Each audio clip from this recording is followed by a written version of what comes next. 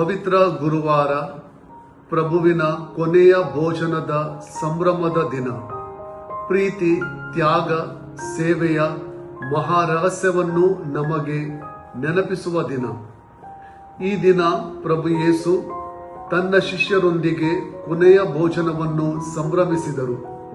ಆ ಸಂದರ್ಭದಲ್ಲಿ ಅವರು ನಮಗೆ ಅತ್ಯಮೂಲ್ಯವಾದ 2 ಮಹಾ ಕೊಡುಗೆಗಳನ್ನು ನೀಡಿದರು. ಮೊದಲನೆಯದು ಪವಿತ್ರ ಪರಮ ಪ್ರಸಾದ.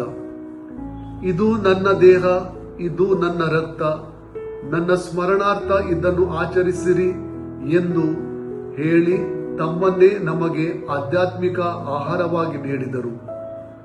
ಪ್ರತಿಯೊಂದು ಬಲಿ ಪೂಜೆಯಲ್ಲೂ ನಾವು ಆ ಕೊನೆಯ ಭೋಜನದ ಅನುಭವವನ್ನ ಮತ್ತೆ ಅನುಭವಿಸುತ್ತೇವೆ. ಇದು ಕೇವಲ ಆಚರಣೆ ಅಲ್ಲ, ಇದು ದೇವರ ಪ್ರೀತಿಯ ಜೀವಂತ ಸಂಭ್ರಮ ಆಗಿದೆ.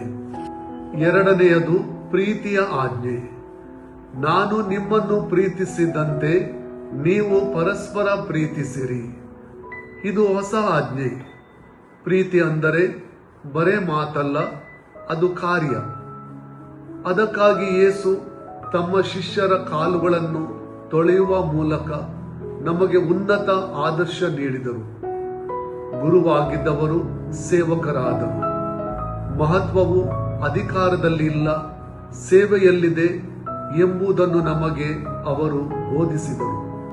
ಈ ದಿನ ನಮ್ಮನ್ನು, ನಮ್ಮ ಬದುಕನ್ನು ಪರಿಶೀಲಿಸಿ ಪ್ರೀತಿಯ ಜೀವನವನ್ನ ಜೀವಿಸಲು, ನಮ್ಮ ಕುಟುಂಬದಲ್ಲಿ, ಸಮಾಜದಲ್ಲಿ ದೀನತೆಯ ಬದುಕನ್ನು ಬಾಳಲು, ವಿನಯತೆಯ ಜೀವನವನ್ನು ಜೀವಿಸಲು, ಕ್ಷಮಿಸಿ ಕ್ರಿಸ್ತಂಬರರಾಗಲು ಕರೆ ನೀಡುತ್ತಿದೆ.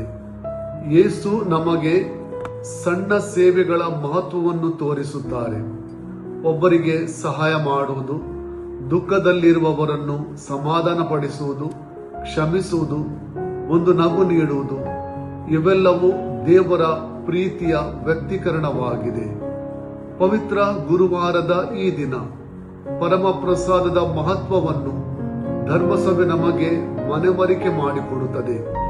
ಯೇಸು ನಮ್ಮೊಳಗೆ ಬಂದು ನಮ್ಮಲ್ಲಿ ಜೀವಿಸುತ್ತಾರೆ, ನಮ್ಮನ್ನು ಬಲಪಡಿಸುತ್ತಾರೆ. ನಾವು ಆ ಪ್ರೀತಿಯನ್ನು ಇತರರೊಂದಿಗೆ ಹಂಚಿಕೊಳ್ಳಬೇಕು. ನಾನು ನಿಮ್ಮನ್ನು ಪ್ರೀತಿಸಿದಂತೆ ನೀವು ಒಬ್ಬರನ್ನೊಬ್ಬರು ಪ್ರೀತಿಸಿರಿ. ಕ್ರಿಸ್ತನ ಈ ಮಾತುಗಳನ್ನು ಅನುದಿನ ಮೆಲುಕು ಹಾಕುತ್ತಾ ಅವರು ಪ್ರೀತಿಸಿದಂತೆ ನಾವು ಪ್ರೀತಿಸುವರಾಗೋಣ. ಇಲ್ಲಿ ಸ್ವರಹಿತ ಪ್ರೀತಿ, ತ್ಯಾಗಭರಿತ ಬದುಕು ಬಾಳಲು ಪ್ರೀತಿಯ ಆಹ್ವಾನವಿದೆ.